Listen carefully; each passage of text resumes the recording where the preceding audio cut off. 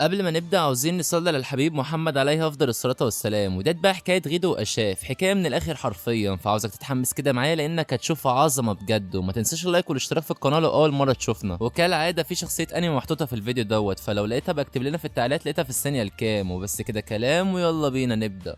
بتبدأ قصتنا بقى يا معلم، وبنشوف اتنين كده بينزلوا من قطر وبيوصلوا لمدينة جديدة، والبنت ديت واللي اسمها غيدو بتقول للواد اللي معاها متأكد ان الساحرة في المدينة ديت، فبيقول لها هنكتشف دوت قريب، وبيكون اسم الواد دوت أشاف. وبيروحوا بعدها يسألوا الناس عن الساحرة اللي موجودة في المدينة ديت، فالراجل دوت بيقول له لو بتدور على ساحرة فانت لازم تسأل البنت ديت. وأشاف بيقول للبنت انت ساحرة ولا ايه؟ فبتقول له لا يا عم بقى دوت شكل ساحرة برضه. فغيدو بتقول لها هي فين اخلصي، فأشاف بيتأسف للبنت وبيقول لها معلش، وبيقول لها ان غيدو عندها مشاكل مع الساحرات، وبيقول كويس ان لقيت حد يعرف الساحرة بسرعة. فبتقول له البنت قصدك ايه يا اسطى، ومين ما يعرفهاش؟ ده الكل في المدينة يعرفها. فبيستغرب أشاف وقتها وبيقول لها ازاي، بس مش بيلحق يكمل كلامه لان المكان اللي هما فيه بيتعرض لهجوم. فابطالنا بيطلعوا بره وبيلاقوا وحش كبير جدا، والشرطة بتحاول توقفه ولكن دوت بيدوس عليهم وبيكمل طريقه عادي. وأشاف بيقول لغيدو ان شكل الوحش دوت جه من سحر قوي، فبتقول له انه اكيد سحر الساحرة، ولكن البنت بتقاطع كلامهم وبتقول انهم فاهمين غلط، وان دوت مش بسبب سحر الساحرة، وان الساحرة هي المنقذة بتاعت المدينة ديت. وبنشوف واحدة وقتها وهي بتفعل قوتها وبتستخدم سحر قوي كده، والوحش بيهجم عليها ولكنها بضربة واحدة بتخلص عليه، والناس بيبداوا يحيوا الساحرة. وأشاب بيقول ده اللي هو ازاي يعني بتشجعوا الساحرة. فبتقول له البنت ان الساحرة ديت بتساعد المدينة وبتحميهم، وبتقول له كمان انها تلميذة عند الساحرة ديت. والبنت بتروح وقتها لعند الساحرة، وأشاب بيقول كويس ان احنا عرفنا مكان الساحرة بسرعة. وبيقول لغيتو بعدها انهم لازم يهدوا عشان الساحرة ديت شكلها مش سهلة ابدا، ولكن غيتو اصلا مش بتكون جنبه. والساحرة وقتها بتكون واقفة مع البنت ديت، بس غيدو بتيجي وبتهجم عليها ولكن الساحرة بتصد ضربتها وبتستخدم قوتها وبتكتف غيدو. وبيكونوا الشرطة يمسكوها ولكن أشاب بيستخدم الغربان عشان يبعدهم عن غيدو. وبيقول لغيدو انها ما كانتش لازم تتسرع، فالبنت بتقول لهم ان شكلهم ناس مش سالكة وعاوزين يأذوا الساحرة، والناس بيبداوا يحدفوا عليهم الحجارة، ولكن أشاب بيقول لغيدو انهم هيمشوا دلوقتي. وبيقول للساحرة انه هيقابلها تاني، وبيستخدم الغربان وبيمشوا من المكان. وبعدها بيعرف أشاب قصة المدينة ديت، وانهم من 400 سنة حلت على المدينة ديت لعنة، واللعنة ديت حرقت المدينة بالكامل، ولكن الساحرة اللي عملت اللعنة اتهزمت وتم ختم اللعنة. وبيقول شاف ان مكان اللعنة هو القصر دوت واللي الساحرة قاعدة فيه حاليا. واثناء ما هم واقفين بيلاقوا مجموعة بنات جايين على القصر، فأشاب بيسألهم عن السبب اللي جابهم لهنا، فبيقولوا له ان الساحرة عاملة حفلة وتم دعوتهم ليها. فبيقول حفلة ها، ولكن وقتها البنت ديت بتيجي وبتدخل مجموعة البنات وبتقول لابطالنا انها مش هتدخلهم. فغيدو بتقول لها انت هبلة يا بنتي بتحمي ساحرة، وبتقول لها ان كل الساحرات اشرار. فالبنت بتتعصب وقتها وبتقول لغيدو انها غلطانة، وان معلمتها عانت جدا بسبب انها من الساحرات، ولكنها بذلت كل جهدها وبدأت تنقذ الناس وبدأت تحمي المدينة من أي خطر، وحتى إنها أنقذتها في يوم، وعشان كده هي مش هتخلي حد يقرب منها تاني. فأشاب بيقول لها كلام جميل والله بس مش منطقي، وبيقول لها إن اللعنة اللي بيتم ختمها ممكن يتفك ختمها من تاني. وبيقول لها مش صدفة يعني إن الساحرة تسكن مكان الختم. فبتقول له البنت وأنا صدقك ليه؟ فبيقول لها ما تصدقيش بس خلي بالك منها. فبتتعصب البنت وقتها وبتسيب أبطالنا وبتمشي. وغيدو بتقول له هنكسر الباب ولا إيه؟ فبيقول لها لا هنرجع للفندق من تاني ودوت لأن عاوز أتأكد من كام حاجة. والساحرة وقتها بتكون مع مجموعة البنات، وأشاب بيكون في الفندق وبيقول زي ما توقعت، وبيعرف غيدو ان النهارده موافق لليوم اللي تم ختم فيه اللعنة في المدينة، وان الساحرة ممكن تفك الختم في اليوم دوت. وبيقول ان شكلهم لازم يحلوا الموضوع بالعنف وان مفيش طريقة تانية هتنفع. فغيدو وقتها بتولع من الحماس وبينطلقوا بعدها على القصر فعلا، ورجال الشرطة بيحاولوا انهم يوقفوهم بس أشاب بيستخدم قوته وبيقدروا يخلعوا منهم، ولكن بيلاقوا شرطة اكتر في الطريق وبيقولوا ان شكل الوصول للقصر هياخد حبة وقت. وفي القصر وقتها بتصحى البنت ديت وبتنصدم، وده لانها بتشوف البنات وهم مصابين، وبتسأل الساحرة عن اللي بيحصل. فبتقول لها الساحرة انها بتستخدمهم عشان تفك الختم بتاع اللعنة، وبتقول ان الساحرة اللي اتغلبت من 400 سنة كانت جدتها، وبتقول انها تنتقم من البشر على قتلها. وبتفتح اول باب من ابواب اللعنة وبنشوف المدينة اللي بتبدأ النار تنتشر فيها وبتموت ناس كتير جدا. وبتكون الساحرة فرحانة جدا بكده، بس غيدو وقتها بتوصل وبتهجم عليها ولكن الساحرة بتقدر انها تمسكها. وغيدو بتحرر نفسها وبتيجي تهجم عليها تاني بس الساحرة بتديها ضربة كمان. والساحرة بتلاحظ وقتها وجود أشاف واللي بيعمل حاجز على البنات الموجودين، والساحرة بتقول له انتوا مين بالظبط؟ فبيقول لها والله مجرد اتنين بيقتلوا الساحرات لأسباب شخصية. والبنت بتقول للساحرة ان الناس اللي قتلوا جدتها ماتوا من زمن وان كل اللي في المدينة دلوقتي بيحبوها. فبتقول لها الساحرة انها مش فارقة معاها وانها تنتقم من اي حد في المدينة ديت وهتستمتع بكده. وبتستخدم كمان واحدة لفتح باب تاني من ابواب اللعنة، وأشاب بيحاول يمنعها ولكنها بتهجم عليه. وغيدو وقتها بتقوم من تاني وبتسأل الساحرة لو هي فاكراها او فاكره العلامه ديت. فبتنصدم الساحره وقتها لما بتشوف العلامه ديت، وبنعرف ان العلامه ديت معناها ان غيدو عليها لعنه. وبتقول الساحره ان ازاله اللعنه شيء صعب جدا، وانها لازم تلاقي الساحره اللي لعنتها ومن بعدها تخليها تشيل اللعنه. ولكن الساحره بتضحك وقتها وبتقول انها مش الساحره اللي حطت عليها اللعنه، فما تقدرش انها تعمل ليها حاجه، وبتهجم عليها بضربه سحريه. وبتقول لغيدو انها ضيعت وقتها على الفاضي. فاشاب بيقول لها مش بالظبط كده، وبيقول ان في طريقه تانية لفك اللعنه بشكل مؤقت. وبالله غيدو بتهجم على الساحره من تاني، بس الساحره بتخترق جسمها بسحرها. بس غيدو وقتها بتضحك وبتلمس الساحره بسرعه، وبيقول اشاف ان لمس ساحره قويه بيفك اللعنه بطريقه مؤقته. وبالله اللعنه بتطلع من جسم غيدو وبتدخل للتابوت، والساحره مش بتكون عارفه ايه اللي بيحصل. وبالله التابوت بيتفتح وقتها وبيخرج منه شخص قوي جدا وعنده قوه مرعبه، وهي ديت بقى الهيئه الاصليه لغيدو. والساحره بتنصدم وقتها من قوه الشخص اللي قدامها دوت، واشاب بيقول لها خلصي الموضوع بسرعه. والساحره بتجمع قوتها وقتها وبتهجم على غيدو، ولكن ولا بيحصل ليه اي حاجه. والساحره بتستخدم سحر اقوى من السحر اللي فات، ولكن غيدو ولا بيتاثر. والبنت بتقول لاشاف انت مش هتساعد صاحبك ولا ايه؟ فبيقول لها مين قالك انه محتاج مساعده اصلا؟ وبيقول لها ان غيدو هو كابوس لاي ساحره. وبالله غيدو مسك الساحره وبيجي مجهز قوته وبيديها ضربه من الاخر حرفيا، وبيقدر انه يخلص عليها. ولكن جسمه بيضعف وقتها وبيرجع لشكله البشري من تاني، لان اللعنه اتفكت لوقت قليل بس. وبعدها بنشوف اشاف وهو بيشوف المدينه، وبيقول انهم بداوا يسيطروا على النار اللي حصلت، وبيكون خلصوا المهمه في المدينه ديت. ولكن غيدو بتكون متعصبه لانها ما لقتش الساحره اللي لعنتها، ولكن اشاب بيقول لها انهم هيلاقوها اكيد. وبيكونوا ابطالنا انقذوا البنت واصحابها، وبنعرف بقى ان ابطالنا شغالين في منظمه كبيره واللي بيكون اسمها الرنين السحري، وهي منظمه هدفها الاول هو هزيمه الساحرات وكبح قوتهم. وعرفنا كمان ان غيدو ملعونه وبتدور على الساحره اللي لعنتها عشان تفك اللعنه من عليها وترجع لجسمها الاصلي وتبقى قويه من تاني. وفي حته تانيه بنشوف واحده كده وهي ماشيه بالليل، بس بتحس وقتها ان في حد وراها. ولما بتشوف لو في حد مش بتلاقي حاجه، ولكن لما بتكمل مشي بتلاقي واحده واللي بتهجم عليها وبتقتلها بطريقه وحشيه. وفي الوقت دوت بيكونوا ابطالنا وصلوا لمدينه جديده، وغيدو وقتها بتقول له فين الساحره؟ فبيقول لها الله اعلم، وبيقول لها ان لسه هيتبعت ليهم مكانها، ولكنهم حاليا عندهم مهمه تانية. وبيكلم اشاف الراجل دوت واللي بيعرفوا انهم طلبوا مساعدتهم، وده لان في وحش بيهاجم الناس. وبيقول لاشاف انه وحش خطير جدا، والوحش بيكون نازل طحن في الناس وهم بيتكلموا. وبيشوف الوحش بعدها واللي بتكون الاسلحه مش مؤثره فيه خالص. واشاف بيقول له بقى انت عاوزنا نغلب دوت؟ فالراجل بيقول له حصل، وبيقول له كمان انهم لازم ما يأذوش الوحش دوت. بس غيدو وقتها بتقول انها مش مهتميه بالوحوش وانها عاوزه الساحرات وبس. فبيقول لها شاف انهم فريق المفروض، ولكنه المره ديت هيخلص المهمه لوحده. وبيروح بعدها لعند الميه وبيستخدم سحره عليها وبيتحكم فيها وبيخليها تعمل كوره كده، وبيوجه الكوره بعدها لراس الوحش عشان ما يقدرش يتنفس ويغمى عليه. وفعلا بيقدر يغلب الوحش بسهوله وبيخلص المهمه، وبيشكر الراجل دوت على مساعدتهم. فشاب بيقول له ان دوت شغلهم، وبيروح بعدها ياكل هو وغيدو. ولكن غيدو بتكون متعصبه على الاخر وبتقول له انهم بيعملوا مهام تافهه، وبتقول له انها انضمت للمنظمه ديت عشان تلاقي الساحره اللي لعنتها وتقدر انها تنتقم منها. فاشاب بيقول لها انه عارف كده. فغيدو بتقول له امال فين الساحرات يا عم؟ فاشاب بيقول لها الدنيا مش بتمطر علينا ساحرات، وبيقول لها كمان انها انضمت للمنظمه عشان هدفها الخاص، ولكنها مجبره تساعدهم عشان تلاقي الساحره، ولغايه ما تلاقيها لازم تفضل تعمل المهام اللي بتيجي ليهم. فبتقول له غيدو تمام يا اسطى. ولكن وقتها بيجي ليهم جواب من المنظمه، وبيستخدم اشاف خاتم كده عشان يفك التعويذه اللي على الرساله. وبيبدا اشاف يقرا الرساله وقتها، وبيقول لغيدو انبسط يا ستي، شكل في ساحره ورا المهمه دي. وفعلا بيروحوا بعدها للمدينه اللي فيها الساحره، وبيكونوا بياكلوا وقتها. ولكن جواب تاني بيجي ليهم وبيكون في معلومات اكتر عن المهمه واللي بيكون فيها ساحره وكتاب سحري كمان. وبيقول اشاف ان المهمه دي هتكون صعبه حبه، ولكن غيدو بتكون متحمسه لان في ساحره في الموضوع. وفي الليل بنشوف اتنين كده وهم بيروحوا المكان الحادث، وبنعرف انهم بيحققوا في الموضوع. والمحقق دوت بيقول للبنت ان مفيش اي اثر للساحره كالعاده، ولكنها سابت وراها الضحايا بتوعها واللي بيكونوا مقتولين بطريقه وحشيه. وبتقول المحققه ان اكيد تم استخدامهم في تضحيه، وبتقول ان للاسف محدش قادر يوقف الساحرات، وان الشرطه مش هيقدروا يعملوا حاجه قدام الساحرات. فبيقول لها زميلها انها الوحيده هنا اللي بتستخدم السحر، وانها لو حاسه انها محتاجه مساعده ممكن تطلب من المحافظ يجيب ناس يساعدوها. فبتقول له انها تفكر في الموضوع وانهم لازم يخلصوا المجزره ديت في اقرب وقت ممكن، وبعدها بتمشي من المكان. ولكن في الطريق بتلاقي شافوا غيدو واللي بيكونوا بيتكلموا عن الجرائم اللي عملتها الساحره. فالمحققه بتشك فيهم وقتها وبتقول لهم انتوا مين بالظبط وايه اللي في التابوت دوت، وبتبدا تحضر تعويذه ورا ظهرها عشان تهجم عليهم. فشاب بيقول لها انت بتحققي معانا ولا ايه؟ وبيقول لها انهم مش عاوزين يأذوا حد وانها توقف التعويذه اللي بتعملها ديت. فبتوقفها فعلا. واشاب بيقول لها انهم عاوزين يساعدوها وانهم من منظمه الرنين السحري، وطالما في ساحره هنا فهم هيلاقوها. فبتاخدهم المحققه وقتها على مطعم كده عشان يتكلموا، وبيعرفها اشاف ان المحافظ هو اللي طلب مساعده من المنظمه بتاعتهم. فبتطمن ليهم حبه وقتها، وبينزل الاكل بعدها وبتعمل مجال عازل للصوت، وده عشان يتكلموا بحريه الحريه وبيقول لها شاف انهم عاوزين معلومات اكتر عن القضيه، فبتقول له انهم اخدوا اذن من المحافظ ولكنها لسه مش واثقه فيهم قوي، فبيقول لها شاف ان دوت غباء وده لانها بتواجه ساحره قويه وهي الفرد الوحيد اللي بيقدر يستخدم السحر هنا، والشرطه طبعا مش هيقدروا انهم يساعدوها، وانها لو فشلت في ايقاف الساحره وقتها فايلق الفرسان هيتدخل. وفايلق الفرسان دوت عزيزي المتابع بيكون فايلق كده لقتل الساحرات، هو بيدخل في المدن اللي ما فيهاش حد قادر يواجه الساحرات وطبعا بياخد فوائد على كده. وبيكمل اشاف كلامه وبيقول ان المحافظ مش عاوز يخلي فايلق الفرسان يتدخل عشان ياخد مجد هزيمه الساحره لوحده، ولكن غيدو بتقول لها ما تخلصي يا ستي وتعرفينا فين مكان الساحره ديت، ولكن البنت بتقول لها انت متحمسه ليه لموضوع الساحره، بس قبل ما تتكلم بيوقفها اشاف، هو بيقول لها ان هزيمه الساحرات هو هدفهم، بس المحققه بتقول له انهم عاوزين يكسبوا ثقتها، فيا ريت يعرفها كل حاجه تخص غيدو وانها حاسه انه بيخفي حاجه، فبيقول لها اشاف كشفتيني فعلا، وبيقول ان غيدو ملعونه وهم بيدوروا على الساحره اللي حطت عليها اللعنه ديت، وانهم بيدوروا في كل الساحرات وبشكل عشوائي ودوت لانهم ما يعرفوش شكل الساحره اللي حطت عليها اللعنه، فبتقول لهم انها دلوقتي بدات تصدقهم حبه وانها موافقه على مساعدتهم ليها، وبتقول ليهم انها هتمشي دلوقتي وانها هتقابلهم بكره، فاشاب بيقول انها واخده حذرها قوي وانها برده ما عرفتهمش اي حاجه، وفي الوقت دوت بتكون الساحره ماسكه ضحيه تانية وبتقتلها، وبعدها بنشوف اشاف وغيدو مع المحققه واللي بيكون اسمها كيرا، وبتقول لاشاف ان الساحره مش بتسيب اثار وراها وانها بس بتسيب الضحايا بتوعها وكتابات غريبه كده، وبتحاول كيرا واشاف يفكوا اللغز بتاع الكتابات ديت، فبتاخدهم كيرا لعند مكتبه كده، وبتقول ان فيها شخص ممكن يساعدهم، ولكن غيدو بتكسر الباب بتاع المكتبه وبتكون شامه ريحه حاجه، ولما بيدخلوا المكتبه بيلاقوا الشخص اللي فيها مقتول وبيطلعوا بعدها، وبيقول اشاف لكيرا ان شكل الساحره سبقتهم لهنا، فبتقول له واضح كده، وكيرا بتكون متضايقه لانها كانت تعرف الشخص دوت، فبيقول لها اشاف انها تقدر ترتاح دلوقتي، ولكن كيرا بتقول له ما يقربش منها قوي ودوت لان اي حد بيقرب منها مش بيحصل له كويس، فبيستغرب اشاف وقتها، وفي الليل بتقول كيرا ليهم انهم هيكملوا التحقيق بكره وبتمشي بعدها من المكان، بس غيدو وقتها بتحس بحاجه غريبه وبتقول لاشاف ان في حد جاي عليهم، فبيقول لها بتهرجي ولا ايه، ده انا سايب التابوت في الفندق، بس وقتها حد بيهجم عليهم، فغيدو بتجري بسرعه على مكانه، ولكن انفجار تاني بيحصل واشاف بيقدر انه يحمي نفسه، وبيشوف الساحره اخيرا وغيدو بتهجم عليها ولكنها بتختفي في الدخان وبتهرب منهم بعدها، وغيدو بتكون اتصابت في وشها من الهجوم اللي حصل واشاب بيطمن عليها، ولكن غيدو بتقوله ان الساحره كانت بتراقبهم من لما قابلوا كيرا وانها كانت حاسه بوجودها، وكيرا وقتها بتكون مروحه بس اشاف وغيدو بيجولها وبيقول لها اشاف ايه علاقتك بالساحره، فبتنصدم كيرا وقتها من شكل غيدو وبتسالهم عن اللي حصل، ولكن اشاب بيقول لها ان غيدو كويسه، وبيقول لها ان الساحره كانت بتراقبها، وبيقول لها انه شاكك انها مخبيه حاجه عنهم، لان طالما الساحره كانت بتراقبها من زمن كانت ممكن تخلص عليها بسهوله لما تفرقوا، ولكنها ما عملتش كده وهجمت على ابطالنا بدلها، ومعنى كده ان الساحره تعرف كيرا وبتبعد اي حد بيقرب منها، فكيرا بتنصدم وقتها وبتفتكر حاجه، فغيدو بتقول لها انها تعرفهم اللي حصل، فبتبدا كيرا تحكي اليوم اللي حصل وبدايه ظهور الساحره، وبتقول انها كانت شغاله في يوم عادي، ولكن حد بيجي لها وبيعرفها ان بيتها بيتحرق وولادها الاتنين كانوا جوه البيت وقتها، ولما راحت هناك كان البيت بيقع خلاص وما قدرتش انها تنقذ حد منهم وماتوا اولادها في الحادث دوت، والشرطه بيلاقوا بعدها كلام غريب على الحيطه، ووقتها بتعرف كيرا ان اللي عمل كده ساحره، وبعدها بتقول لاشاف انها خسرت اولادها بسبب الساحره، فبيقول لها اشاف غريبه، هو بيقول ان الساحره شكلها تعرف كيرا جدا ودوت لانها كانت قادره تخلص عليها في اي وقت، ولكنها ما عملتش كده وما اذتهاش، فبتقول لها غيدو انت عاوزه تنتقمي من الساحره صح، فبتقول لها كيرا طبعا، فبتقول لها غيدو انها تعتمد عليهم، ولكن وقتها واحد بيقول لهم ان الساحره بعتت رساله وبتقول انها هتيجي المركز التحقيق خلال 3 ايام، فشاب بيقول ان شكلها عاوزه تخلص على حد، وغيدو بتقول خليها تيجي بس، وبعد 3 ايام بيكون اشاف وكيرا بيجهزوا التعويذ، وده عشان الساحره لما تظهر، وفعلا بتظهر الساحره وقتها فوق المبنى وبتستخدم السحر بتاعه وبتبدا بالهجوم على الكل وبتبدا تحدف عليهم الحاجات عشان تقتلهم، واشاب بيقول انها بتتسلى بالموضوع وبتصوب على اللي هي عايزه تقتله، وبتكمل الساحره وقتها قتل في الموجودين، ولما بتخلص عليهم بتختفي من المكان، فاشاب بيقول حلو قوي، فكيرا بتقول له ايه الحلو في كده دي هربت مره تانية، فبيقول لها اشاف انها ما هربتش وانه دلوقتي بقى عارف مكانها، فبتقول له كيرا ازاي، فبيعرفها انه نشر الغربان بتاعته في المدينه كلها وانه يقدر يشوف بعيون الغربان ديت، وتحس كده اننا داخلين على شغل ايتاشي، وبيكون عارف مكان الساحره، وفعلا بنشوف الساحره بعدها واللي بتكون خلعت القناع بتاعها، وبنكتشف وقتها انها مش ساحره اصلا وانها ولد، ولكن وقتها الولد دوت بيحس بحاجه، وغيدو بتكون وراه بتهجم عليه، بس وقتها غيدو بتنصدم، وده لانها بتلاقي ولد تاني بيهجم عليها واشاب بيلحقها بسرعه، وبيقول لها وانت ليه كل مره بتهجمي لوحدك، بس غيدو بتقول له انهم 2 مش 1، ووقتها بيطلعوا الولدين وبيكونوا مستغربين ان اشاف عرف يلاقي مكانهم، وبيكونوا عاوزين يخلصوا عليه هو وغيدو، بس وقتها بتظهر كيرا واللي معاها، ولكنها بتنصدم وقتها وبتقول انتوا ازاي لسه عايشين، فاشاب بيقول لها انت تعرفي الاتنين دولت ولا ايه، فبتقول له ان دولت اولادها اللي المفروض الساحره قتلتهم في الحريق بتاع البيت، ولكنها بتقول انها مش عارفه ازاي هم لسه عايشين وبيعملوا ايه هنا، وبتقول كمان انهم مستحيل يكونوا الساحره دوت لانهم مش بيملكوا اي قوه سحريه. فاشاب بيقول لها بص على الكتب اللي في ايديهم، وبيقول لها ان ديت كتب سحريه قويه جدا، وبتدي الكتب ديت للشخص اللي بيستخدمهم قوه زي قوه الساحرات بالظبط. فكيرا بتستغرب وقتها وبتسالهم جابوا الكتب ديت منين، فبيقولوا لها انهم كانوا في الغرفه بتاعتها وانهم لقوا الكتب ديت على كرسي عندها، وبيقول واحد فيهم انهم مش بيقتلوا الناس من فراغ كده، ولكن الكتب ديت بتدي اللي بيستخدمها قوه سحريه مقابل انه يديهم ارواح البشر. وبيقول التاني انهم لو ما قتلوش حد عشان الكتب هي اللي هتقتلهم، وعشان كده هم كانوا بيقتلوا الناس، وانهم من لما مسكوا الكتب وهم ملعونين بيها خلاص. فغيدو بتقول لهم كذابين، وانهم كانوا ممكن يقتلوا الناس بطريقه ارحم من كده، ولكنهم كانوا بيستمتعوا بقتلهم بطريقه وحشيه. فبيقول لها الواد دوت انهم مش محتاجين يعرفوهم حاجه، وده لانهم هيموتوا دلوقتي، ولكن فجاه اخوه بيتعب ومش بيقدر انه يستخدم قوته. واشاب بيقول لهم ان شكلهم ما قتلوش حد النهارده، فالواد بيقول له انهم قتلوا 10 اشخاص على اقل تقدير، ولكن اشاب بيقول له انت قصدك على الدومه دولت، وبيقول له انهم مجرد دومه بيحركهم بقوته، وانه حاطط جواهم ماده حمراء بس وبيكون خدع الولدين. فالواد بيتعصب وقتها وبيستخدم قوه الكتاب بتاعه وبيحاول يقتل حد فيهم، ولكن غيدو بتنطلق عليه بسرعه، والواد بيحاول انه يصيبها ولكنه مش بيعرف يعمل معاها حاجه، وبتيجي جايباه الارض هو واخوه بسهوله. وغيدو وقتها بتكون متعصبه لانهم مش ساحره، وكيرا بتكون لسه مصدومه من اللي عرفته، ولكن غيدو بتقول لها انهم لازم يموتوهم دلوقتي لانهم لو ما عملوش كده الكتاب هيموتهم بطريقه بشعه. فكيرا بتقول انها عارفه كده وبتمسك السلاح وبتخلص عليهم، وبتكون كده رحمتهم من اللي كان هيحصل ليهم، وبتكون قضيه الساحره انتهت في المدينه ديت. وغيدو بتقول لاشاف انهم برضو ما تقدموش خطوه، وان الساحره اللي هنا طلعت مزيفه. فبيقول لها انهم بيعملوا مهام المنظمه حتى لو ما كانتش تخص الساحره اللي لعنتها. وكيرا وقتها بتيجي ليهم وبتشكرهم على كل اللي عملوه، فبيقول لها شاف ان دوت شغلهم طبعا، وبيقول لها انه ياخد الكتابين السحريين معاه. فبتقول له كيرا انها مستغربه من حاجه، وان ازاي الكتب كانت في الاوضه بتاعتها. فبيقول لها شاف ان الكتب السحريه هي اللي بتختار اصحابها. فبتقول له قصدك انهم ظهروا لوحدهم. فبيقول لها شاف ان دوت اللي حصل فعلا، وبيقول لها انها عملت الصح لما خلصتهم من عذابهم، ودوت لان الكتب كانت هتقتلهم بطريقه مرعبه. فكيرا وقتها بتقول لهم تمام وبتودعهم بعدها وبتكون هتمشي. فاشاب بيقول لها انها لو واجهت اي مشكله تتصل عليهم. فكيرا بتضحك وقتها وبتقول انها كده تعمل كده، وانها لو واجهت ساحره في المستقبل هتعرفهم على طول. وبعدها بقى بنشوف ابطالنا في مدينه تانية وبيكونوا خلصوا مهمه جديده ليهم، وبيكون اشاب بيكلم البنت اللي طلبت مساعدتهم، بس وقتها بيسمعوا اصوات عاليه، وبيلاقي اتنين بيطاردوا واحد بيكون شكله غريب. فغيدو على طول بتنطلق عليه وبتضربه، وبتكون هتخلص عليه بس اشاب بيقول لها مفيش داعي. وبيوصلوا بعدها الاتنين دولت وبيشكروا ابطالنا انهم ساعدوهم. فاشاب بيقول لهم هو مين دوت بالظبط، فبيعرفوه ان دوت واحد من الموتى الاحياء اللي هم الزومبي يعني عزيز المتابع. وبيقولوا بعدها الشخصين دولت انه ما اتعملش ليه الصيانه السحريه وعشان كده فقد عقله. فغيدو وقتها مش بتكون فاهمه زينا كده، فاشاب بيشرح لها الصيانه ديت، وبيقول ان الصيانه السحريه ديت بيعملها المستحضر اللي حول الشخص لزومبي، وده عشان يحافظ على عقله وجسمه في حاله كويسه. فالراجل دوت بيقول له بالظبط كده، ولكن بيقول له ان عدد الموتى الاحياء كتر في الفتره الاخيره وان في حاجه غريبه في الموضوع دوت. فالبنت بتقول له ان لو عاوز مساعده فالاتنين دولت هيساعدوه. فالراجل بيسال ابطالنا لو يقدروا يساعدوه، فبيقول له شايف انهم ما يقدروش للاسف لان التخصص بتاعهم هو الصحراء، ولكن بيقولوا ان في حد ممكن يقدر يساعده. وبنشوف اتنين كده بيوصلوا للمدينه بعدها وبيكونوا دولت من المنظمه نفسها بتاعت ابطالنا، والراجل دوت بيقابلهم بعدها وبيعرفوا عن نفسهم، وبنعرف ان البنت ديت اسمها فرايا وبتكون مستدعيه ارواح، والولد دوت بيكون اسمه لويد وبيكون المساعد بتاعها. وبعدها بنشوفهم وهم قاعدين وبيعرفوا من الراجل دوت تفاصيل القصه من بدايتها، وبيقول ان من شهرين بقى في اعداد كبيره جدا من الموتى الاحياء اللي محتاجين للصيانه السحريه. فلويد بيقول ليه انهم لازم يلاقوا المستحضر اللي حولهم لزومبي عشان يعمل لهم صيانه، وده لان محدش غيره يقدر يعمل الصيانه ديت. فبيقول له الراجل دوت انهم ما يعرفوش مين اللي حولهم. فبتقول له فرايا ان كده المستحضر دوت بيخالف القانون، وبتقول ان تحويل الشخص لزومبي عمليه خطيره جدا وانها بتحتاج موافقه اهل الشخص اللي هيتم تحويله، ولكن المستحضر دوت شكله مش بياخد موافقه من حد. وبتقول انهم لازم يبداوا يدوروا على طرف الخيط اللي يوصلهم ليه، ولكن الراجل دوت بيعرفها ان اشاف قال لهم يجمعوا معلومات عن الموتى الاحياء اللي في المدينه، وده لانها هتحتاج المعلومات ديت. فبتقول له فرايا انها فعلا هتحتاج المعلومات ديت. وبنشوفهم بعدها وهم في مكان مهجور، وبيقول الشخصيات لفرايا ان في المدينه بتاعتهم في 4 مستحضرين، وان مجموع الموتى الاحياء اللي في المدينه 21. فبيقولوا لويد ان عددهم كبير جدا. فبيقول له الراجل ان دولت اللي معمول ليهم صيانه سحريه، اما اللي لسه ما اتعمل لهمش صيانه فعددهم اكبر بكتير. وبيسال الشخصيات فرايا عن السبب اللي خلاها تجيبهم من المكان المهجور دوت. فبتقول له انها عاوزه تجذب كل الموتى الاحياء اللي فقدوا عقلهم لهنا. فبيقول لها الراجل دوت ازاي هتعملي كده؟ فبتقول لهم عن طريق المصباح دوت وانها مشغلاه من مده. فبيقول لها معلش بس العتب عن النظر، بس المصباح مطفي. فبتقول له ان النور بتاع المصباح دوت مش هيشوفوا غير الموتى الاحياء وانه بينور جدا بالنسبه ليهم. وفعلا بنشوف وقتها الزومبي اللي بيبداوا يجوا على ضوء المصباح دوت، ولكن عددهم بيكون كبير جدا وبيحوطوا المكان حرفيا. ولويد بيقول ان دوت عدد كبير جدا، فبتقول له فرايا حصل، وانها ما كانتش متخيله كل العدد دوت يجي في الوقت القصير دوت. وبتطلع بعدها فرايا حبه ضوء من المصباح وبتيجي حتفاهم على لويد اللي بيقول لها الله ياخدك يا شيخه ودوت، لان الزومبي كلهم بيقتحموا المكان وبيبداوا في الهجوم عليه. والشخص بيقول لها انهم لازم يساعدوه، ولكنها بتقول له ما يخافش وان لويد المساعد بتاعها قوي جدا. وفعلا بنشوف لويد اللي بيبدا تقطيع في الزومبي على اخره. بتقول فرايا وقتها ان شكل الزومبي دولت جم من مكان واحد، وده لانهم وصلوا سوا لهنا ومستحيل يكونوا كل الزومبي دولت مستخبيين في المدينه ومحدش حاسس بيهم. فبيقول لها الراجل ان معنى كده انهم جم من مكان غير المدينه. فبتقول له فرايا ان دوت اللي حصل فعلا. وبيكون لويد نازل طحن في الزومبي على اخره وبيخلص على كل الزومبي الموجودين فعلا. وبيكون متعصب من فرايا وقتها، ولكنها بتقول له عاش يا بطل، كنت بتقاتل بشجاعه. فبيسكت خالص ولا كأن حاجه حصلت. الله عليك يا فخر الرجال. وفرايا وقتها بتقول ان الزومبي دولت مفيش واحد فيهم تم استحضاره بطريقه كويسه. وبتقول ان المستحضر حولهم لزومبي لسبب معين، وان في 3 حالات من الاستحضار. اول واحده فيهم وهي الاستقلاليه، وهي ان الزومبي يكون عنده حريته الكامله ويعمل اللي هو عاوزه. والحاله الثانيه بتكون شبه الاستقرار، ولكن المستحضر بيدي امر للزومبي انه ينفذ حاجه معينه. والحاله الثالثه والاخيره بتكون عباره عن ان المستحضر بيتحكم في الزومبي بشكل كامل. وبتقول فرايا ان الزومبي دولت استحضروا بالحاله الثانيه، وهي انهم يعملوا امر معين للمستحضر. فبيتعصب الشخص وقتها وبيقول لها ان المستحضر دوت بيستخدم الزومبي براحته، وبعد ما بيزهق منهم بيستغنى عنهم وكانهم دومه في ايده، وانه حتى مش بيعمل ليهم الصيانه السحريه. وبيقول انهم لازم يلاقوا الشخص دوت. فبتقول له فرايا فعلا، ولكن الشخص التاني بيقطع كلامهم. وبيقول انه ملاحظ ان اغلب الزومبي اللي هنا من البنات وشعرهم احمر. فبيقول له لويد ان شكل المستحضر مهتم بالنوع دوت. ولكن وقتها واحده من الزومبي بتمسك ايد فرايا، ولويد بينطلق بسرعه عليها وبيقتلها. وفرايا بتقول ان شكل في حد كان بيراقبهم. وفي مكان تاني بنشوف المستحضر اللي بيكون شايف اللي حصل وبيضحك وقتها. وبتبدا فرايا واللي معاها بتتبع اثار الزومبي لحد ما بيوصلوا لقصر كبير في وسط الغابه. وبيكون لويد وقتها بيبص جوه القصر، بس وقتها بيجي زومبي ضخم من جنبه وبيهجم عليه وبيطيره حرفيا. والراجل دوت بيضرب عليه بالنار ولكنه مش بيتاثر خالص. وبعدها بنشوف واحده من الزومبي وهي بتتكلم وبتقول لفرايا انها طلعت جميله فعلا. فبيسال الراجل دوت وقتها لو هي المستحضر، ولكن فرايا بتقول له لا، وان المستحضر بيتكلم من خلالها. فبيتكلم المستحضر وقتها وبيقول لهم انهم يدخلوا القصر، ولكن الراجل دوت بيقول لفرايا انهم لازم يهربوا. بس المستحضر وقتها بيقول له ان معاه حاجه تهمه وبينده عليه باسمه واللي بيطلع جيف. فبيساله جيف هو يعرف عنه ايه. فبيقول له انه يعرف انه خسر حبيبته قبل كده، بس بيقول له ما تخافش انا حولتها لزومبي عشان تشوفها مره تانية. فبينصدم جيف وقتها. والمستحضر بيقول لفرايا انه ما يعرفش حاجه عنها خالص، فعشان كده لازم يقدم لها حاجه عشان تقبل تدخل القصر معاه. وبالله الزومبي الضخم بيمسك لويد وبيخلص عليه. ففرايا بتنصدم وقتها، بس المستحضر بيقول لها انه يقدر يرجعه ليها تاني على شكل زومبي لو سمعت كلامه. فبتنجبر فرايا وقتها انها تدخل القصر معاهم. وبعدها بنشوف فرايا وجيف اللي بيدخلوا القصر عشان يقابلوا المستحضر. وجيف وقتها بيكون مستغرب من عدد الموتى الاحياء اللي موجودين. وبيوصلوا لعند المستحضر وقتها واللي بيقول لهم يقعدوا، ولكن جيف بيتعصب وبيقول له انت ازاي حولت كل الموتى دول. فبيقول له عشان انا مستحضر عادي يعني. فبيقول له جيف ان ده مش عادي ابدا، وان اكيد عنده ناس بيساعدوه لانه مستحيل يتحكم في كل العدد دوت من الزومبي لوحده، الا بقى لو كان عنده قوه سحريه مرعبه. ففرايا بتقول له غلط، وبتقول له ان الصيانه السحريه هي اللي بتستهلك قوه المستحضر، ولكن المعلم دوت بيعمل الموتى الاحياء دولت وبيستفيد بيهم. ولما بيحتاجوا صيانه سحريه مش بيعملها ليهم، وبيسيبهم يفقدوا عقلهم ويبقوا زومبي بلا هدف. وعشان كده هو قادر يتحكم في كل العدد دوت بسهوله لانه مش بيضيع طاقته السحريه في الصيانه. فالمستحضر بيقول لها ان كلامها صح فعلا. فبيقول جيف انه كده بيصنع زومبي بلا حدود. فبتقول له فرايا فعلا، وفرايا بتكون مستغربه من انه ليه بيعمل كده. بس جيف وقتها بيتعصب من المستحضر وبيقول له ايه الهدف بتاعك من ورا كل دوت. فبيقول له استنى افكر كده. وبعدها بيشاور على فرايا وبيقول انها الهدف بتاعه وانه عاوز جمالها. وبيقول انه في الواقع خسر حد عزيز عليه زيهم بالظبط. وبيقول ان شعرها كان احمر وكانت جميله جدا، وعشان هو مستحضر كان ممكن يرجعها كزومبي من تاني، ولكن كان عنده مشكله وهي انها ماتت محروقه، وانه لو رجعها كزومبي من تاني مش هتكون حلوه زي الاول. فهو عاوز واحده جميله عشان يضحي بجمالها لحبيبته ديت عشان ترجع بشكلها من تاني، وانه كان بيستدعي كل الزومبي دولت عشان يتمرن عليهم ويحسن من مهاراته. فبينصدم جيف وقتها وبيقول له بقى انت ضحيت بكل دولت عشان السبب الغبي دوت. فبيقول له المستحضر فعلا، وان كل دولت ما يفروش معاه. وبعدها بيقول لفرايا انه عاوز جمالها لو تسمح. ففرايا وقتها بتقول له لا والله ما اسمحش، وبتقوم بعدها من المكان. فبيقول لها المستحضر انه ما كانش عاوز يستخدم العنف معاها، وانه عارف انها مستحضره ارواح زيه، ولكن هي دلوقتي في القصر بتاعه ووسط الخدم بتوعه كمان. وبيقوموا اتنين من الزومبي يمسكوا فرايا، ولكن فرايا بتستخدم قوتها وبتيجي مبخره الزومبي دولت حرفيا. وبتقول له معلش بس انا مش مستحضره عاديه. وبتبدا الرموز تغطي جسمها وبتطلع ساحره قويه كمان. والمستحضر وقتها بينصدم، وده لان هالتها مرعبه، ولكن بيقول لها انها مش هتقدر تعمل له حاجه، وده لانه معاه لويد، وانها مش هتقدر ترجعه تاني لانه مخبي جسمه في مكان محدش يعرف مكانه غيره. فبتقول له فرايا ان دوت مش مهم وانها تخلص عليه دلوقتي دلوقتي، فبيستغرب المستحضر وقتها، ولكن بيقول لها انها حتى لو ساحره مش هتخرج من هنا حيه، وبيجيب جيش وقتها من الزومبي الاقوياء واللي بيكون عملهم عشان يحموه. ففرايا بتقول له بقى دوت كل اللي عندك، وبتيجي مستخدمه تعويذه قويه جدا وبتستدعي وحوش اقوياء وبيكون اسمهم فرسان الموت، وبتقول لهم ما يلمسوش الشخص اللي جنبها، وبيكون قصدها على جيف، ولكن اي حد تاني موجود في الاوضه ديت يخلصوا عليه. وفعلا الوحوش ديت ما بيصدقوا وبينزلوا طحن في كل الزومبي حرفيا ومش بيحلوا حد، والمستحضر وقتها بيخاف وبيهرب، وفرسان الموت بيخلصوا على كل الزومبي واللي منهم حبيبه جيف اللي بيزعل انه شافها بتموت لتاني مره قدامه. وفرايا بتتاسف ليه وبتقول له انها تنتقم من المستحضر على كل اللي عمله دوت. والمستحضر وقتها بيكون بيحاول يهرب مع تابوت حبيبته، ولكنه بيتفاجئ بصوت حد وراه واللي بيطلع لويد، والمستحضر بيقول له انت ازاي لسه حي؟ فبيقول له لويد انه ميت فعلا. فبيقول له المستحضر ان مستحيل فرايا تكون لحقت انها تحوله لواحد من الزومبي بالسرعه ديت. فبيقول له لويد انه كان زومبي من الاول، وبيتم معالجه جراح لويد وقتها ودوت بقوه فرايا السحريه طبعا. والمستحضر بيضربه بالنار بس من غير اي فايده، فبيترجاه وقتها انه ما يقتلوش. بس لويد بيقول له موت ايه يا عم؟ ده انا هعذبك احلى عذاب ودوت لانك ازعجت فرايا. وفرايا وقتها بتوصل هي وجيف وبتلاقي لويد واللي بيكون خلص على المستحضر، ولكن المستحضر بيفوق بعدها وبيلاقي فرايا قدامه وبيستغرب وقتها وبيسالها هي عملت فيه ايه، فبتعرفه انها حولته لواحد من الزومبي اللي بيتبعوها. فبينصدم المستحضر وقتها وبيكون هيتجنن من اللي هي عملته، ولكن فرايا بتقوله انه هيحس بشعور كل الناس اللي حولهم لزومبي دلوقتي، وبتقوله كمان انه هيعمل لكل الناس اللي حولهم صيانه سحريه، وانه لو اتكاسل في كده هتوريه العذاب حرفيا. فبيخاف المستحضر منها وبيوافق انه يعمل صيانه سحريه لكل الزومبي اللي حولهم. وفرايا بتقول انها نسيت حاجه وبتستخدم قوتها وبتجرح المستحضر، وبتقول ان دوت عشان يقرب من لويد تاني، وبيكونوا بكده خلصوا لغز الزومبي في المدينه ديت اخيرا. وفي مكان تاني بقى بنشوف غيدو اللي بتصحى من النوم وعشان بيكون بيحضر ليهم الاكل. فغيدو وقتها بتقول له مفيش مهام جديده ولا ايه الدنيا؟ فبيقول لها استني لما اخلص الاكل الاول. وبعد ما بيقعدوا بيوريها شاف ظرف اسود كده وبيقول لها ان عندهم مهمه جديده وان شكلها خطيره كمان، وبيقول ان في حالات قتل كتيره في المدينه اللي جنبهم. هو بيقول ان ساحره ورا عمليات القتل ديت، ولكن بيقول لها ان في مشكله قدامهم، وهي ان الساحره ديت في منطقه بيحميها فايلق الفرسان، وان للاسف هم لازم يتواصلوا مع الساحره الاول، ولكن فايلق الفرسان اكيد هيعترض طريقهم ودوت لان في خلافات بين فايلق الفرسان ومنظمه ابطالنا، وعشان كده في احتمال انهم يواجهوا فايلق الفرسان عشان ياخدوا الساحره ديت. وبنشوف بعدها المكان اللي فيه الساحره وبيكون في مباني عماله تتدمر والناس بيكونوا خايفين خالص. وبيوصلوا ابطالنا وقتها وبتقول غيدو هو ايه اللي بيحصل؟ فبيقول لها شاف ان فايلق الفرسان اخلى الناس وحصروا الساحره في حاجز عشان ما تدمرش اكتر في المدينه، وبيكونوا ابطالنا متجهين ناحيه الحاجز، بس حبه من الفرسان بيوقفوهم وبيقولوا ليهم ان ممنوع الدخول لهنا. والفرسان بيشكوا في ابطالنا وبيسالوهم عن الهويه بتاعتهم وعن اللي موجود في التابوت دوت. فاشاب بيقول انهم من بره المدينه ولكن جدته عايشه جوه وانه عاوز يدخل عشان يطمن عليها. وبيوريهم اشاف الهويه بتاعته اللي بتكون هويه مزيفه من الاساس، ولكن الفرسان مش بيلاحظوا كده. فبيقولوا له الفرسان وقتها انه ممكن يعدي بس التابوت دوت لازم يعرفوا ايه اللي جواه. فاشاف وقتها بيظهر شاره كده على التابوت والفارس لما بيشوفها بينصدم، وبتكون العلامه ديت رخصه بتسمح ليه انه يعدي من غير اي تفتيش. فبيقول له الحارس ان كده تمام، وبيبعت واحد من الفرسان معاهم عشان يوصلهم، ولكن وهم ماشيين بيتوقفوا فجاه. فالحارس بيفكرهم نسوا الطريق، بس اشاف بيقول لغيدو انها ما تقتلوش. فبتهجم غيدو عليه وبتضربه، وبيقول اشاف انهم دلوقتي يقدروا يروحوا للحاجز براحتهم. وفي القلعه اللي بتطير ديت بنشوف قائد فايلق الفرسان واللي بيكون اسمه بيل، ومساعدينه بيعرفوه انهم لسه بيواجهوا الساحره واللي بتكون عماله تهرب منهم. فبيل بيقول لهم انهم لازم يلاقوها وانهم لما يلاقوا مكانها يعرفوه بس، ودوت لانه عاوز يهزمها بنفسه. فواحد كده بيقول له ان المفروض يمسك الساحره بس من غير ما يضرها بحاجه. فالمساعد بيسال عن مين الشخص دوت، فواحده بتقول له ان ده مبعوث من القاده بتاعتهم، وانه واضح انه كان بيطارد الساحره ديت من زمن، وانه جه ليهم عشان يقدم لهم المعلومات اللي يعرفها وكده. وفي الوقت ده اشاب بيقول لغيدو ان القلعه ديت قويه جدا وان الفرسان بيكونوا جواها، وان حتى اقوى السحره ما يقدروش يدمروا القلعه ديت. وبيقول بعدها ان الحاجز دوت قوي جدا برضه، وانهم لو حاولوا يدمروه الفرسان هيحسوا بيهم وهيبداوا في الهجوم عليهم، ولكن هو مش هيدمر الحاجز بل هيعمل مدخل صغير ليهم عشان ما حدش يحس. فغيدو بتقول له طب سرع شويه يا عم، ولكن وقتها بيلاقوا ان في قتال بيحصل جوه، وغيدو بتقدر انها تشوف الساحره واللي بتكون بتهرب من حبه فرسان بيجروا وراها، ولكنها بتقدر انها تتغلب عليهم باستخدام سحر السيوف الخاص بيها. وبنشوف الفرسان اللي خسروا في القلعه، وبنعرف ان اللي الساحره قتلتهم مش هم الفرسان بجد، وانهم نسخه من الفرسان وبيكونوا معمولين باستخدام السحر. والمساعده بتقول لبيل ان الساحره خلصت على فريق البحث بالكامل، فبيقول لها انها تبعت فريق بحث تاني. والبنت بتقول لبيل انهم عرفوا ان الساحره بتستخدم السيوف وانها صغيره في السن. فبيسال بيل الراجل دوت لو يعرف حاجه عن الساحره ديت او حتى عن السلاله اللي هي منها. هو بيقول له ان كل معلومه هتفيدهم، بس وقتها في واحد من الفرسان بيتكلم، هو بيقول ان في حد مختفي بيهجم عليهم غير الساحره. وبنشوف الشخص المختفي اللي بيدمر في الفرسان واللي بيطلع غيدو واللي بتهجم على الساحره وقتها، ولكن الساحره الساحره بتصد الهجوم بتاعها، واشاب بيكون بيعمل تعويذه وقتها وبيقول لغيدو انها تاخرها اكتر، وبتسالها غيدو لو كانت فاكراها، فالساحره بتقول لها انها عمرها ما شافتها قبل كده وبتبعدها عنها وبتهجم عليها، بس غيدو بتقدر انها تصد الضربه وبتردها للساحره اللي بتهجم عليها بسيوف كتيره جدا، وغيدو بتقدر انها تتجنب الضربه وبتطلع من جنب الساحره، ولكن الساحره بتهجم عليها وبتقدر تجرحها في وشها وبتيجي حادفه عليها 3 سيوف، بس غيدو بتقدر انها تمسكهم والساحره بتكون مستغرباها، ولكن اشاب بيجي من ظهر الساحره وبيجي مستخدم التعويذه القويه اللي كان بيحضرها وبيقدر بيها انه يختم الساحره في كره صغيره، فغيدو بتقول له انها اكيد مش الساحره اللي حطت عليها اللعنه ودوت لانها ضعيفه جدا، فبيقول لها اشاف انها قويه فعلا ولكنها ما استخدمتش كامل قوتها، وبنشوف بعدها الشخص دوت واللي بيبدا يعرف بيل حبه معلومات عن الساحره وعن قوتها، وبيقول له انها ساحره مبتدئه لسه ولكن سحرها قوي جدا وبيمكنها من صنع الحاجات والتحكم بيها، وبيقول له انها من سلاله السيف وانها زي ما قال ضعيفه ولكنها ممكن تدمر العالم، فبينصدم بيل وقتها، وفي الوقت ده عند ابطالنا بيكون الحاجز اللي محطوط فيه الساحره بيتدمر، وبنشوفها وهي بتطلع منه واشاب بينصدم من اللي بيشوفه دوت لانه بيلاقي معاه سيف الشيطان، وده واحد من اقوى السيوف الملعونه، والراجل دوت بيقول لبيل ان الخطر مش من الساحره نفسها بل من السيف اللي معاها واللي اسمه سيف الشيطان واللي بيكون قادر على تدمير العالم لو تم تحريره، فبيل بيقول للجنود انهم يجهزوا انه هيروح بنفسه لارض المعركه، وده عشان الساحره معاها غرض خطير زي دوت، وبيقول انهم هيرجعوه منها بسرعه، وبيقول للمساعد بتاعه انه يتولى قياده القلعه في غيابه، وبيقول له كمان انه يراقب الشخص المبعوث دوت، وده لانه مش مطمن ليه خالص، وفي الوقت ده بيكون اشاب بيلهي الساحره بالغربان لان قوته السحريه خلصت في التعويذه اللي فاتت، وبيقول ان كده الامور خرجت عن السيطره، وده لانه ما توقعش ان سيف الشيطان يكون مع الساحره ديت، فبتساله غيدو وقتها عن السيف دوت، فبيقول لها انه غرض سحري قوي جدا وانه مش هيعمل حاجه طالما ما حدش استخدمه، ولكن لو حد استخدم قوته ساعتها السيف هيخرج عن السيطره وحتى الساحره اللي بتستخدمه مش هتقدر عليه، فبتقول له غيدو انه قوي جدا على كده، ولكن وقتها بيتعرضوا لهجوم من الساحره واللي بتكون عرفت مكانهم، وبتكون غيدو عاوزه تهجم عليها ولكن اشاب بيمنعها، وبيقول للساحره انهم عاوزين يتكلموا معاها وانهم مش عاوزين يعملوا ليها اي ضرر، فبتقول له لا والله امال كنتوا عاوزين تختموني ليه طالما عاوزين تتكلموا مش اكتر، فبيقول لها اشاف انه ما لقاش طريقه يكلمها بيها غير كده وانه بيعتذر ليها عن اللي حصل، وبيقول لها انهم عاوزين يخبوها، فبتقول له ازاي، فبيقول لها انهم مش اعداء ليها وانهم عاوزين يهربوها من ايد فيلق الفرسان وانها لازم تثق فيهم، ولكن الساحره بتكون شاكه فيهم، فساعتها السيف بيتكلم وبيصدم ابطالنا وبيقول للساحره واللي اسمها هيلجا انها تثق فيهم، واشاب بيقول من امتى السيوف بتتكلم، فبيقول له السيف ان ده حصل من زمن، وهيلجا بتكون مش واثقه في ابطالنا برضه، فاشاب بيقول لها انه عارف ان سحره السيف بيكونوا مخبيين السيف في مكان سري وبيكون محفوظ بعيد عن ايد الناس، ولكن انها تطلعه كده وتعرف الكل بوجوده بيكون خطر جدا، وان اكيد هي عندها سبب لكده وهم مش عاوزين غير انهم يساعدوها مش اكتر، فهيلجا برضه بتقول انها مش عاوزه مساعده من حد وانها لسه مش بتثق فيهم، فبيقول لها اشاف تمام خلصي علينا بقى طالما كده، وبيقول لها ان في 6 اشخاص ماتوا عن طريق ساحره وانها لو قتلتهم فعلا مش هتلاقي مشكله في قتلهم دلوقتي، وبيكون بيقرب منها، فالساحره بتقول له ما يقربش اكتر من كده وبتكون محوطاه بالسيوف، ولكن اشاب بيقول لها انها ما قدرتش تقتله ومعنى كده انها بريئه وهم هنا عشان يثبتوا كده، ولكن وقتها الفرسان بيهجموا عليهم، ولكن ابطالنا بيكونوا تفادوا الهجوم، واشاب بيقول لغيدو ان دولت نسخ من الفرسان والفرسان بيهجموا عليهم تاني، واشاب بيعمل حاجز للحمايه، وبتكون الساحره بتواجه صعوبه في صد الضربات، فاشاب بيعرض عليها المساعده، ولكن هيلجا بتكون متردده برغم كلام السيف وبتقول لابطالنا انها مش عاوزه مساعده من حد، وبتشكرهم بعدها وبتهرب من المكان، فاشاب بيقول لغيدو انها تروح وراه وتحميها، وهيلجا وقتها بتكون بتهرب وبتقاتل اي فارس بيجي في طريقها، ولكن مره واحده بتقف، والسيف بيقول انه وصل اخيرا، وبنشوف قائد الفرسان بيل واللي بيكون مستخدم لسحر الجليد، وبيل بيقول للساحره ان وقت اللعب خلص وانها تسلم السيف ليه بسرعه، بس وقتها بتوصل غيدو للمكان وبتقول لبيل بقى انت جاي بنفسك ومش باعت نسخه بدالك، معنى كده ان لما اقتلك هتموت بجد ومش هترجع تاني، فبيل بيقول لها ان شكلها مش عارفه هو مين.